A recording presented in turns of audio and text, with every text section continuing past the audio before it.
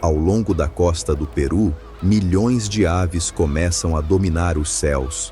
O motivo parece simples, mas esconde uma das engrenagens mais importantes de todo o oceano. Ali, abaixo da superfície, nadam bilhões de pequenos peixes prateados, as anchovetas. Individualmente, são frágeis, quase insignificantes, mas juntas formam alguns dos maiores cardumes da Terra, massas vivas tão densas que chegam a alterar a cor da água.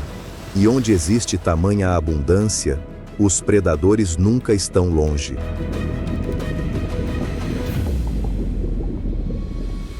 Logo acima das ondas, milhares de aves já começaram a se reunir.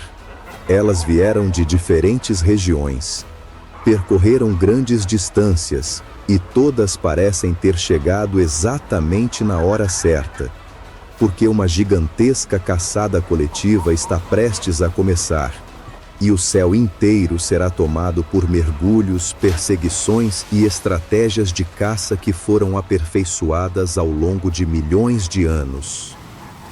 Ao longo da costa peruana, o oceano parece tranquilo, mas abaixo da superfície, uma imensa concentração de vida transforma essas águas em um dos ambientes marinhos mais produtivos do planeta. Tudo gira em torno de criaturas pequenas, peixes que raramente ultrapassam alguns centímetros de comprimento. As anchovetas.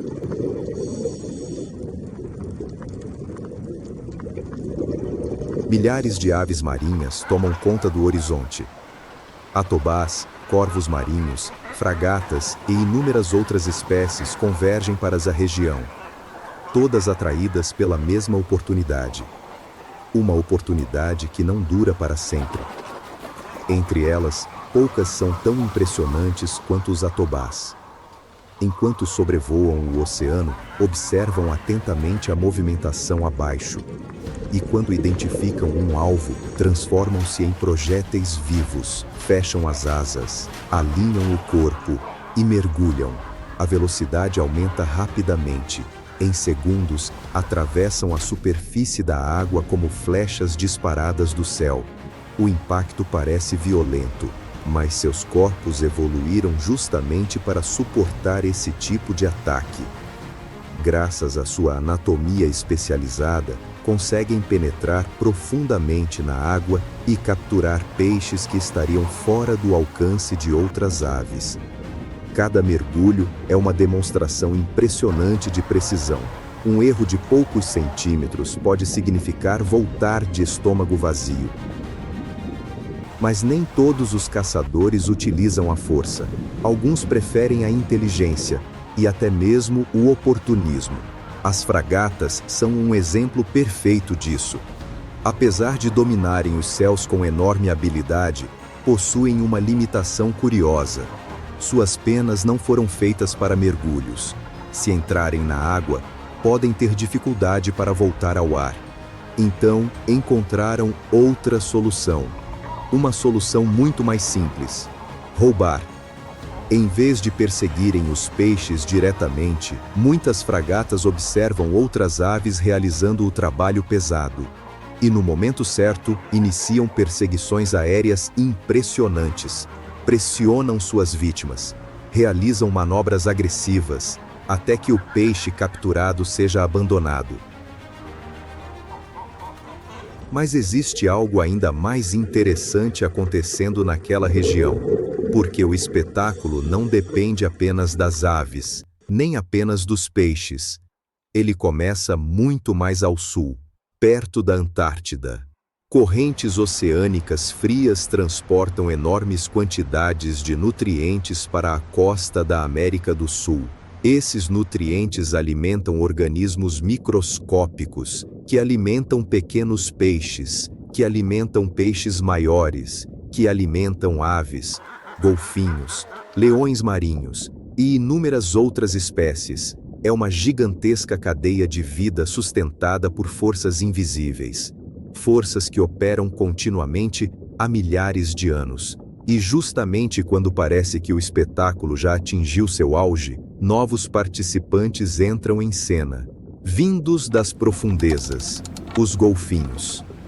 Movendo-se em grupos coordenados, eles iniciam uma operação surpreendente. Em vez de atacarem imediatamente, começam a cercar os cardumes. Empurram os peixes para regiões cada vez mais rasas. Reduzem suas possibilidades de fuga. Concentram milhares de anchovetas em espaços menores. Sem perceber, acabam criando uma oportunidade perfeita para as aves. Agora os peixes estão comprimidos entre dois mundos. Abaixo, os golfinhos. Acima, milhares de aves famintas. A armadilha está completa. O oceano explode em movimento. Golfinhos avançam. Atobás mergulham. Fragatas circulam esperando a próxima oportunidade. Peixes tentam escapar em todas as direções. Mas a natureza já escolheu seu caminho. É um espetáculo caótico, mas ao mesmo tempo perfeitamente equilibrado. Cada espécie desempenha um papel. Cada uma depende da outra. E por alguns instantes, céu e mar parecem funcionar como um único organismo.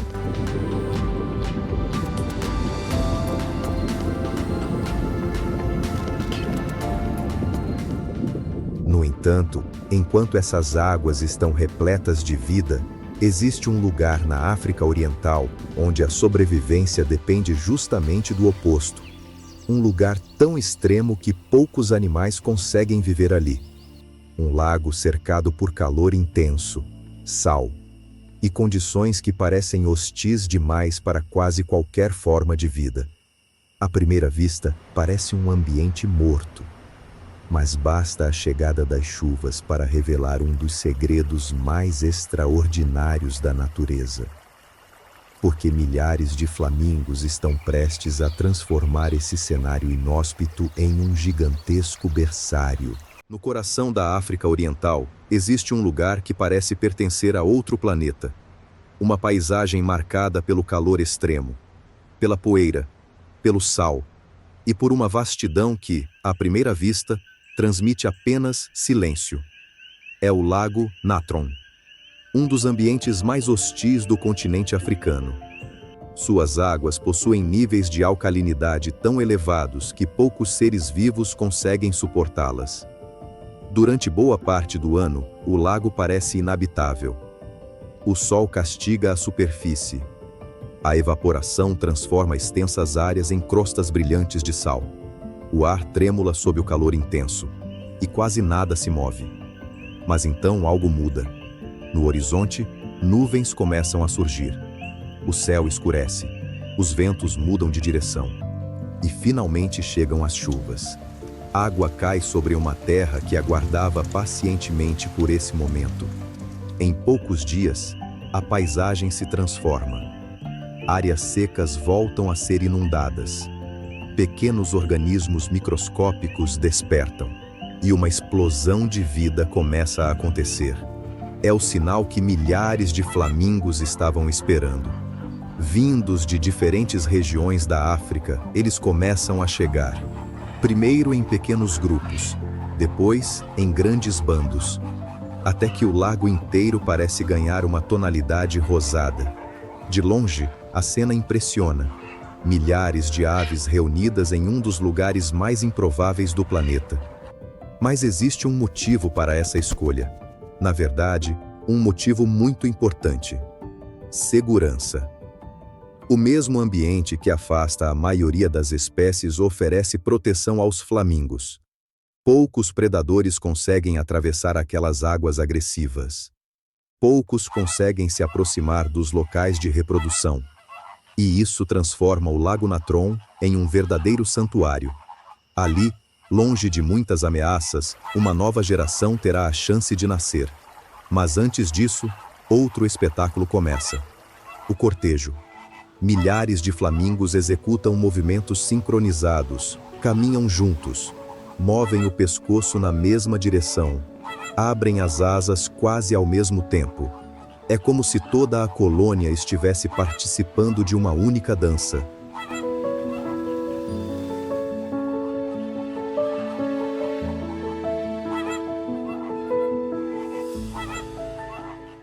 Alimento. Microalgas prosperam naquele ambiente peculiar, e são justamente elas que ajudam a fornecer a coloração característica dos flamingos.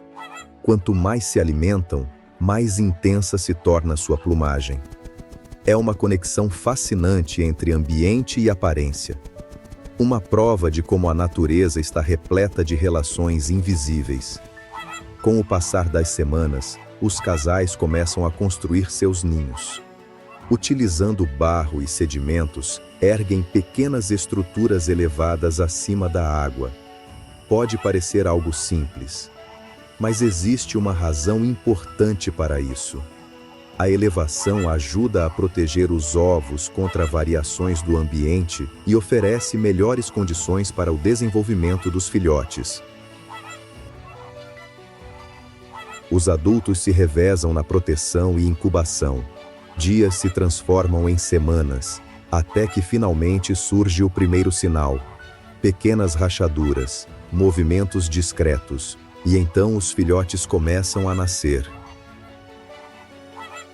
Cobertos por uma plumagem clara e macia, parecem muito diferentes dos adultos que os cercam. São frágeis, inexperientes, totalmente dependentes da proteção dos pais. Mas a tranquilidade não dura para sempre, porque o mesmo lago que ofereceu segurança está prestes a mudar novamente. As chuvas diminuem, o calor retorna, e a água começa a desaparecer, dia após dia, semana após semana. A evaporação acelera. Partes do lago voltam a se transformar em extensões de sal. O refúgio está desaparecendo. E isso significa apenas uma coisa: chegou a hora de partir. Para os adultos, a decisão é simples: eles podem voar. Mas para os filhotes, a realidade é muito diferente. Muitos ainda não desenvolveram plenamente suas capacidades. Não conseguem realizar longos voos. Precisam seguir outro caminho. Um caminho extremamente difícil. Guiados pelos adultos, iniciam uma marcha impressionante através do terreno salino. Uma jornada que pode ultrapassar dezenas de quilômetros, sob calor intenso, sobre uma superfície irregular, cortante, desgastante. Cada passo exige esforço. Alguns filhotes ficam para trás, outros não conseguem continuar. O ambiente que antes os protegeu agora se torna um obstáculo.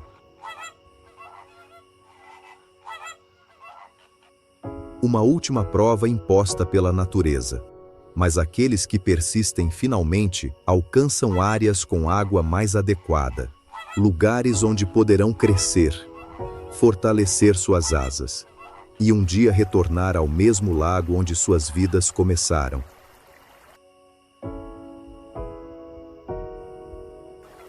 O ciclo continua, como acontece há milhares de anos. Mas enquanto os flamingos seguem sua jornada, muito longe dali, no extremo norte do planeta, outra migração está acontecendo. Uma migração diferente de todas as outras. Porque desta vez, os animais não estão viajando em busca de reprodução, nem de alimento, nem de melhores condições. Eles estão fugindo da transformação do próprio mundo.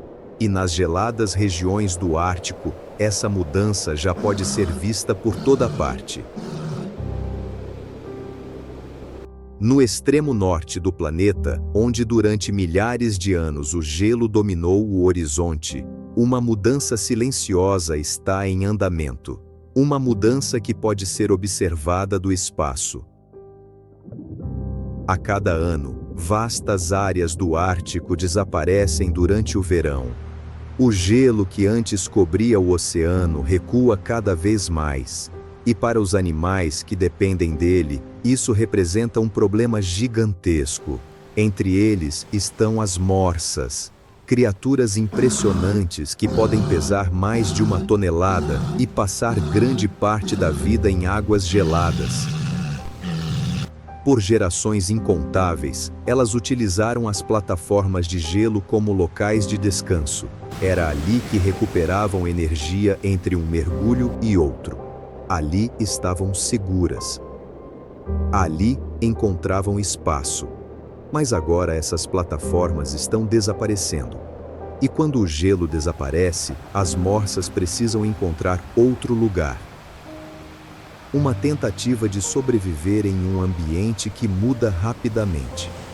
Ao longo das praias árticas, números impressionantes começam a se reunir. Primeiro centenas, depois milhares, até que dezenas de milhares de corpos ocupam cada espaço disponível. De longe a paisagem parece viva, uma massa pulsante de animais comprimidos lado a lado. Mas existe um problema. As praias não foram feitas para acomodar tantos indivíduos ao mesmo tempo. O espaço é limitado. E quando milhares de animais gigantes disputam os mesmos metros de areia, os riscos aumentam. Filhotes tentam se mover entre corpos enormes, buscam abrigo, buscam proteção. Mas basta um movimento brusco para que o perigo apareça. Muitas morsas procuram alternativas, e algumas acabam tomando decisões inesperadas. Próximos à costa existem penhascos elevados, locais onde o ar é mais fresco, onde existe mais espaço. Mas não percebem o perigo diante delas. O resultado é trágico. Uma após outra, acabam caindo dos penhascos. Para animais tão pesados, o impacto é devastador. Todos os anos, cenas semelhantes voltam a acontecer em diferentes regiões do Ártico. E embora pareçam eventos isolados, fazem parte de uma realidade muito maior. Uma realidade que afeta inúmeras espécies.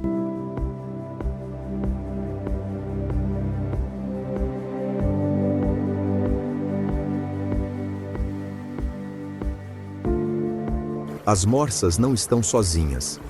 Ursos polares enfrentam desafios semelhantes. Focas encontram cada vez menos áreas adequadas para descanso e reprodução. Todo o ecossistema ártico está sendo pressionado por mudanças que acontecem em uma velocidade incomum. Para muitos desses animais, o gelo não é apenas parte da paisagem.